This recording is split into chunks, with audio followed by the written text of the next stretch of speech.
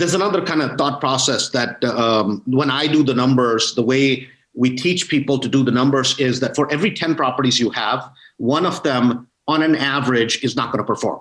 Doesn't matter how good your portfolio is, it will never perform. And the ones that you think are the best, those I can validate that.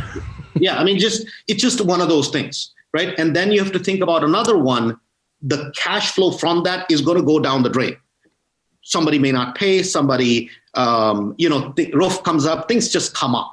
So always, if you have 10, count 8 and then watch those 8, because 2 of them you just got to write off, right? I mean, that's kind of the philosophy we always teach, because my problem is whenever people take, I have this much vacancy and I have this much, they're not going to buy anything, right? They drive themselves so nuts with numbers. So we don't even have them take vacancy into account, right? The way we do the numbers, which is very odd for most people, right? They're like, what do you mean you don't look at vacancy? I'm like, because the way we look at vacancy is in 5 years, we're going to have 6 months when nobody's there, right? Because we're doing 2-year leases, 3-year leases. We don't have vacancies on a yearly basis. We have vacancies after that turn is up, if that makes any sense, right? So it's a much longer term horizon.